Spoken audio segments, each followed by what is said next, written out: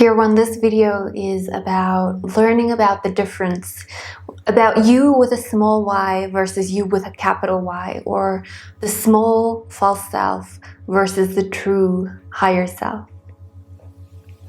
You see, the screen of the mind and the contents that arise there is essentially, it consists of all the things that you can perceive or be aware of, including but not limited to your own body, other people, thoughts, emotions, feelings, sensations.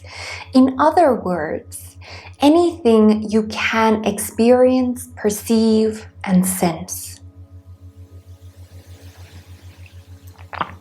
So please, just a note on this video, although my explanations below is not in total alignment with the traditional meanings of psychology or what psychologists offer, I decided to offer you a different approach to the contents of your mind. It might resonate a little bit better with what or how you experience your daily life. So take it with a pinch of salt, and if it resonates, that is amazing. This is just to self-verify once again. Let's start with sensations, because they are the most basic and primitive. Babies and animals live in a world purely driven by sensations. Drives are then built on top of sensations, and then thoughts evolve on top of drives. Emotions derive on top of thoughts. So sensations are directly experienced as a result of what is happening around you at a moment in time, in the present. So it can be physical, mental, or both. What is happening to you right now? If you were to hold your hand over a hot plate, or a stove plate, the warmth you feel is the sensation. So the sensation can be categorized as the feeling because it is in the experience of the present moment. So with me. So sensations are a result of what is happening in your immediate environment or the circumstances, without any story that is attached to it. So almost like it's the pure, raw experience. Perception sensations. So this is a super sense that includes thoughts, feelings, and also drives.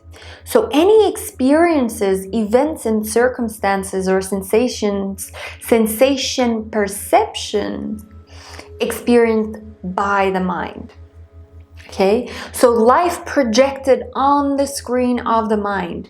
Anything that happens inside and outside of you must be projected on the screen of the mind in order to be experienced and perceived. This is very important to understand. So the ability to have perception sensations and recognize perceiving those sensations is what we call consciousness, the ability to perceive, the ability to be aware of perceptions. Thoughts, on the other hand, are mental sensations that usually involves hearing your own voice or imagining a picture or a video. What are emotions then? Emotions can be classified as sensations that are created in your head due to certain chemicals, due to the nervous system being activated or deactivated, and they dance with each other, creating what we call an emotion. So emotions derive on top of thoughts. Thus, emotions are closely linked to thoughts. They are two faces of the same coin. So the happiness and the excitement that you experience when you think about winning the lottery or having won the lottery is an emotion. Our thoughts create our emotions. Okay, feelings. Feelings are based on the meaning that we give to things that have happened.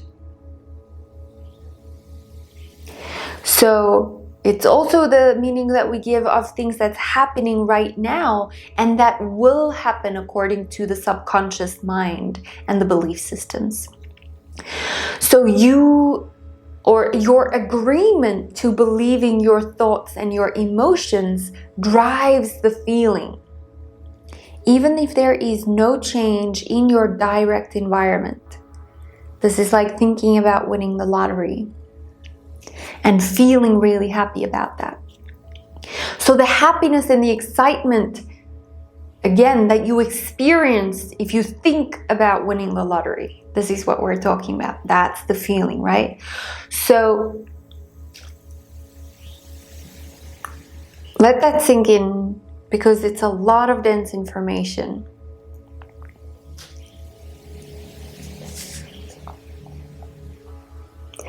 So feelings, emotions are mind-body sensations synthesized from the meaning that your mind has subconsciously applied to what is happening in your life, according to your subconscious beliefs. Okay, so this is not a conscious thing. You're not aware of these. And then feelings, emotions are very real, but they are not a raw perception feeling. They are synthesized in your brain as a result of your subconscious beliefs. So our thoughts create our emotions. Feelings can also create emotions when following the pathway of feelings, sensations, thoughts, beliefs, chemical and electrical change due to emotion.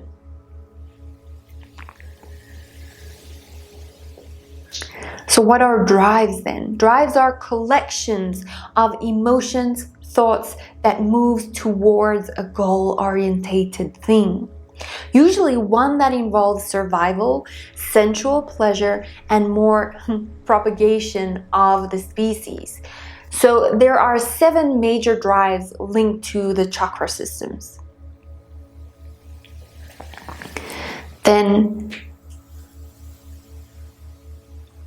from there, let's move to, yes, I would like to explain sitting with an emotion can lead to figuring out and underlying thoughts revealing themselves. This is a doorkeeper of the subconscious belief system, which is the answer to what created those emotions in the first place. This is why meditation is so beneficial, to discern between these things. You see? So emotions and thoughts are very real, but they are not always true.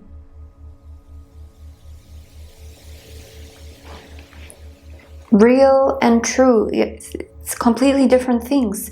So feedback loops to your emotions and thoughts, environment, diet, people, subconscious beliefs, these are not linear. And all the influence they have on each other is different. They are not all equal. Beliefs create drives, drives create thoughts, thoughts create emotions, emotions create belief. So can you see this loop going on? Like the spiral feeding itself. The ego serves as duality, that every action has an equal and directly opposite reaction. So it is futile to play these games at an ego level. You cannot solve a problem from the level of perception that created the problem. Play the games from awakening, playing games of consciousness, knowing that you are the awareness rather than identifying with the being represented by some object based on some screen of the mind. You will experience far more success at a much faster rate in all of these games doing that. And have fun. It is not about succeeding. It is about enjoying. If you can awake and collapse the barrier between the perceived and the perceiving, and realize that you are not doing any of the things that you think you are doing, and if you are really, if you get that none of these things that are really happening to you are actually happening to you, because nobody is here, you will start living from consciousness rather than living from the ego. If you can live every aspect of your life as a vehicle, as a vessel, or you understand that your ego, that your personality, your body, your mind, your house, your car, etc., are merely vehicles that the divine uses to facilitate experiences for consciousness to have perceptions, then you will no longer take anything personally. You will find joy and peace in every and all moments. You will transcend to healing. You will be completely present, undividedly, grounded in the here and the now.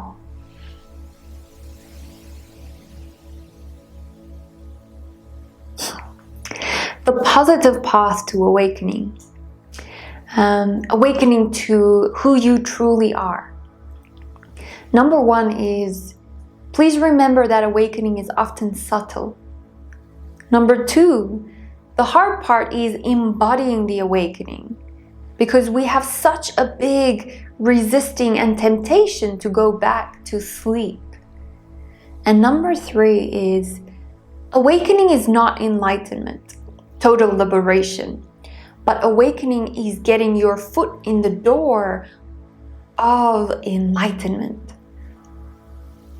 So, meaning awakening is a necessary but not sufficient condition for enlightenment. Ponder that for a moment. No need to try to understand that.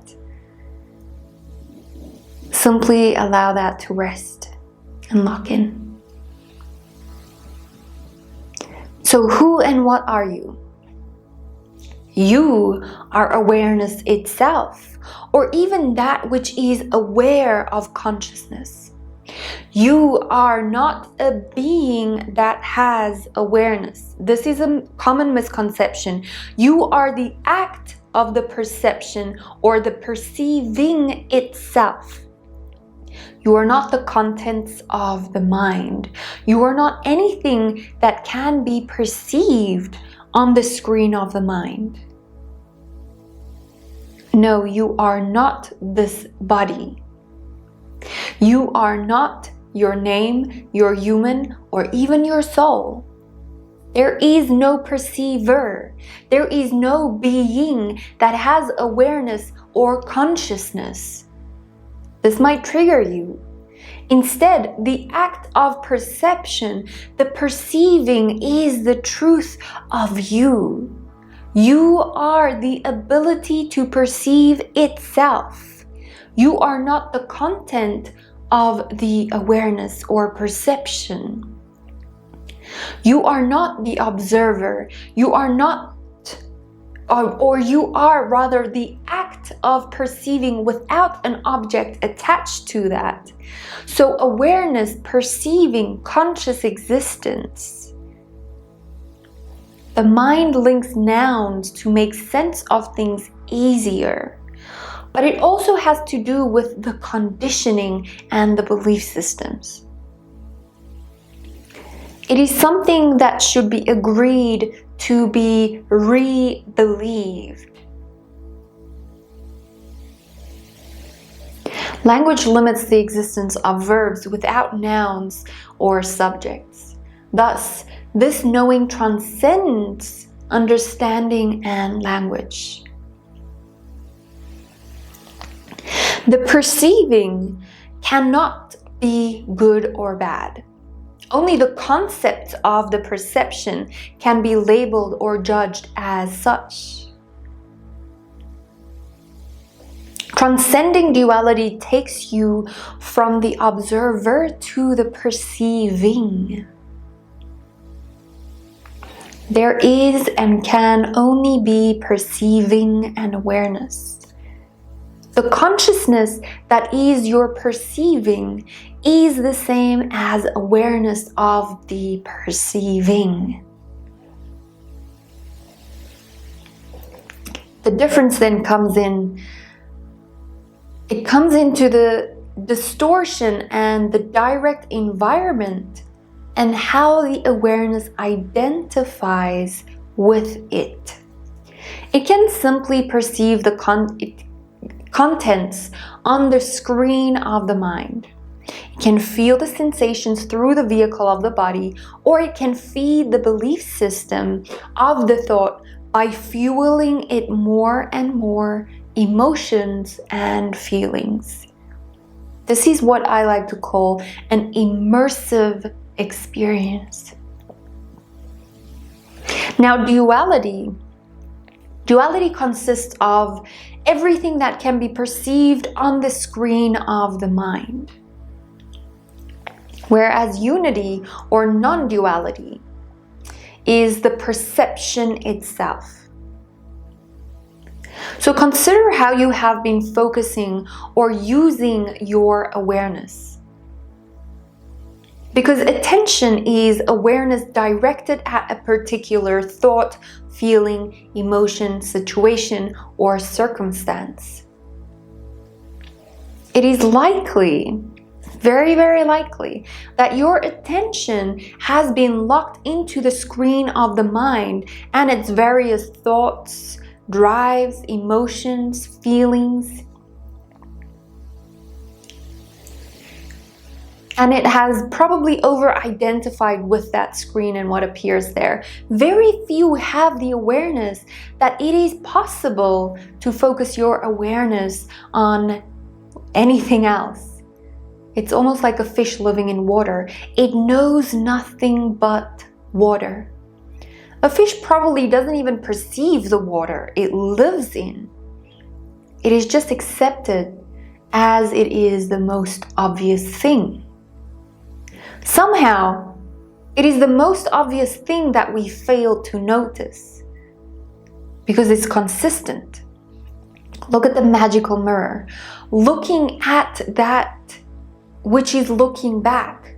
Use this magical mirror as a direct to your attention onto attention or awareness itself. You are tuning perception back in onto itself and perceiving the perceiving. This is the awakening.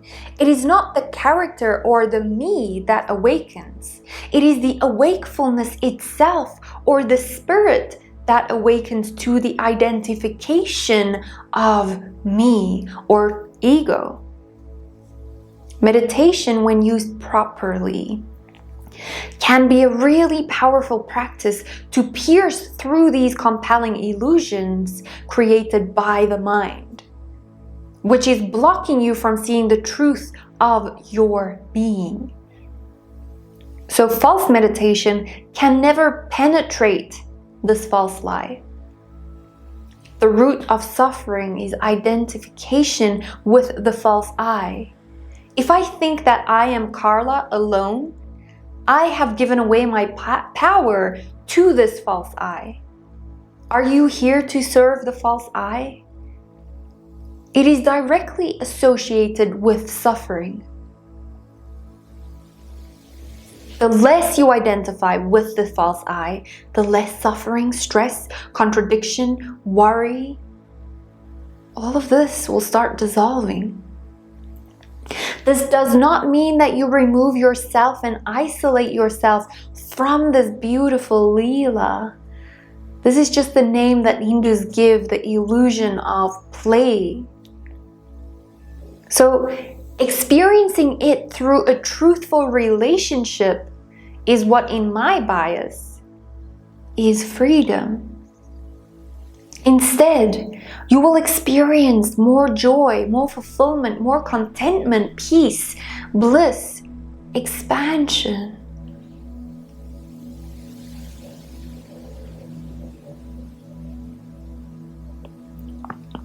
Now, what really happens when consciousness or awareness has an experience? The capacity to perceive is the essence of consciousness. By contrast, the ego, the false I, is the means by which consciousness or awareness feeds the physical world of duality.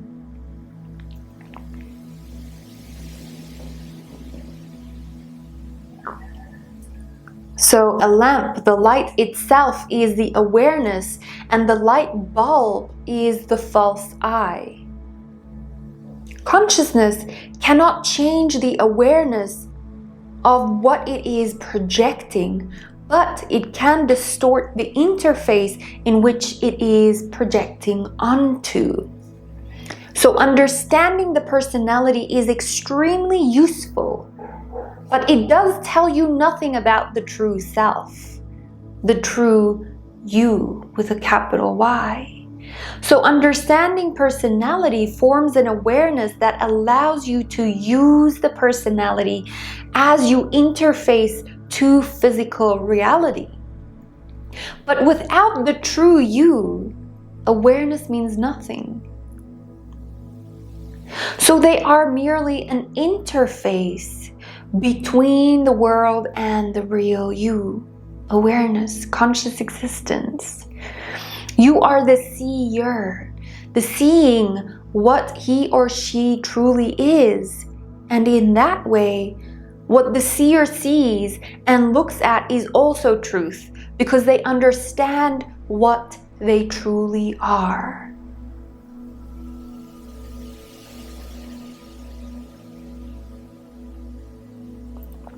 You are the awareness, having a perceiving or an experience facilitated through a biological mind-body complex as an organism. Isn't that beautiful?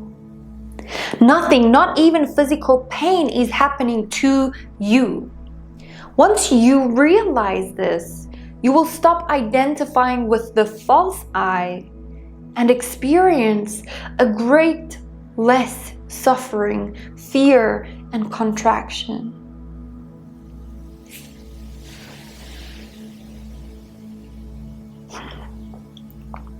Be in the present moment and act from feeling rather than from thought or emotions. Because living this way creates an incredible power and an immense joy. Babies and animals naturally live this way. And they are not yet capable of creating thoughts that lead to emotions, beliefs, and stories. The awakened adult human has the potential to act without thought through living their truth. They have learned the truth of what they truly are, and they have tamed the mind and no longer give the power to the control of perceiving. The story is detached from the pure raw experience. So the awakened adult can then use the mind to serve awareness instead of allowing the mind to use you, the awareness, to serve the agenda of the false I. You will, through this process, even develop a new relationship to the suffering, because you will notice that suffering is a useful tool and feedback mechanism that shows you where you are not yet free to your truth.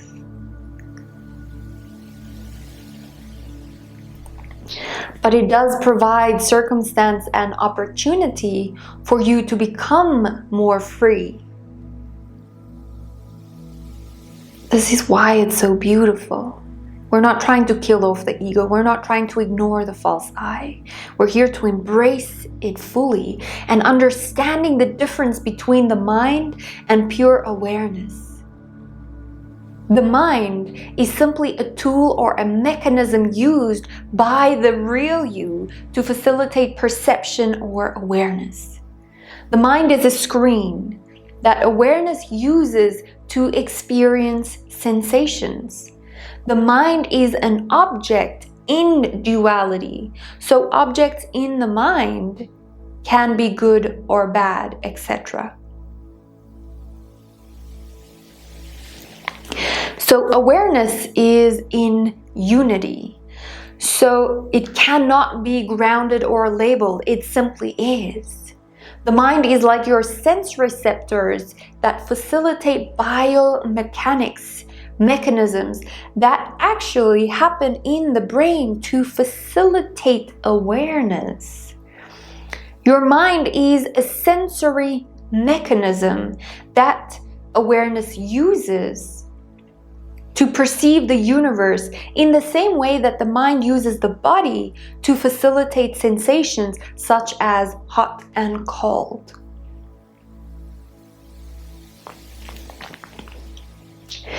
So, dear one, don't get me wrong, suffering is not a result of having bad thoughts. So changing your thoughts will not eliminate suffering. The suffering originates because of your false self, which is at the center of those thoughts that are being fed. And it doesn't even exist, truly. Everything your mind does not eliminate suffering and create more joy in your life is useless. The mind is here to give rise to duality, not to show you who you truly are. That's not the job of the mind. These can never sustain results. Thus, every action of the mind results in an opposite and a same reaction. At best, it can create a psychological drug, inflating perception. So, can you understand that it's so important to know the difference between a psychological inflation and true transformation?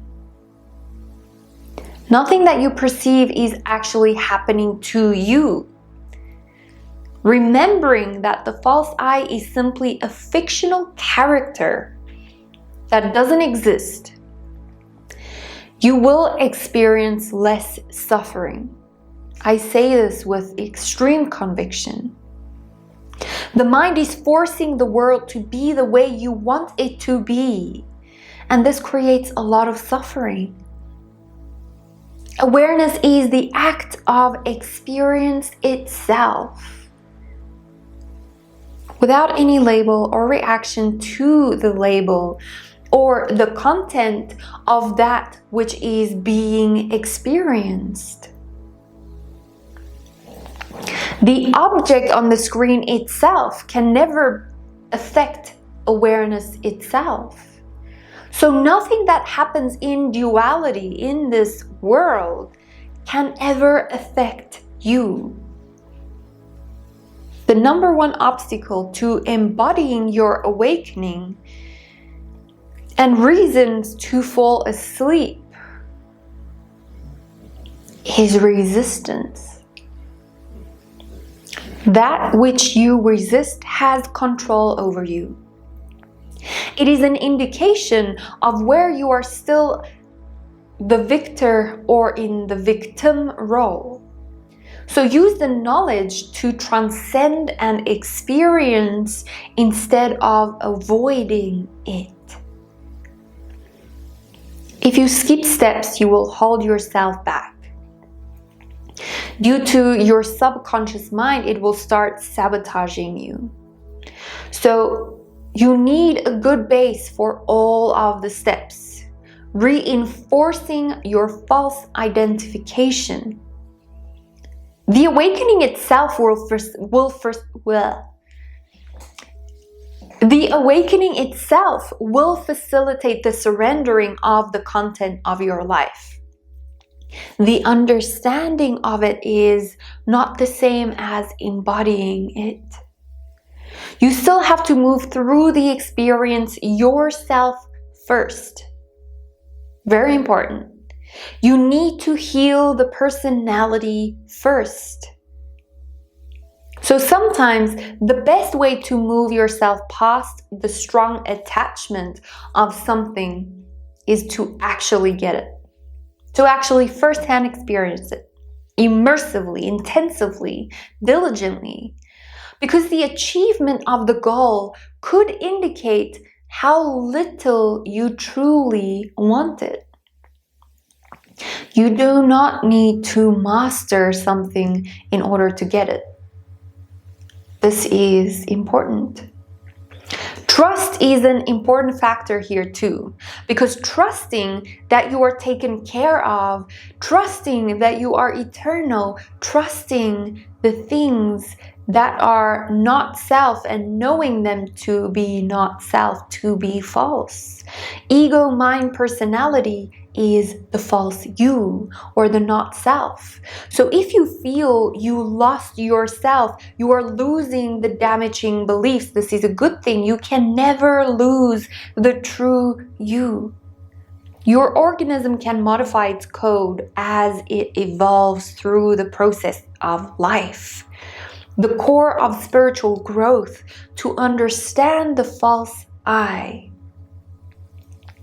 That you are the act of perceiving. Awakening is not always the same as liberation. Don't confuse these two as they intertwine in a lot of teachings. This usually occurs when the slow embodiment of enlightenment, liberation occurs. So overcoming the residue of the conditioning of the false I. One of the most common reasons why we identify with the false I is action. When you are doing things, it seems that you are the one doing it. Language adds to this misconception and illusion too, quite a lot. I type this word, I eat the food, I am angry. These are all things that you identify your truth as with your false self. You are not the doer, dear one. You are the experiencing the doing. When looking at a flower, you are not seeing a flower. You are having a sensual perception of a flower via the mind-body complex known as Carla. But I am not Carla. I am the awareness that got the visual perception via the mind-body complex presented to you by Carla.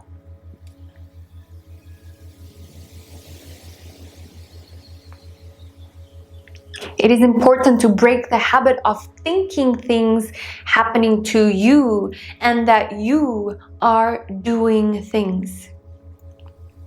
Get into the habit of asking, who is this happening to? The most correct answer, nobody. Biological containers facilitating perception and awareness as an integrated whole, not as a whole of its parts, as some see it as a machine. Vehicles with a present program to feed perception to the one awareness.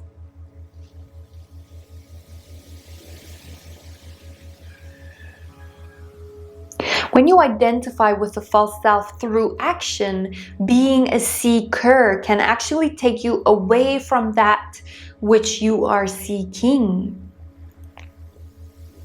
This could lead to an amplified way of suffering due to awareness, but while being stuck in the belief of the false self.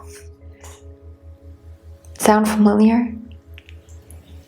The concept I am seeking identifies with the false self, but also amplifies that you have not yet found what you are seeking.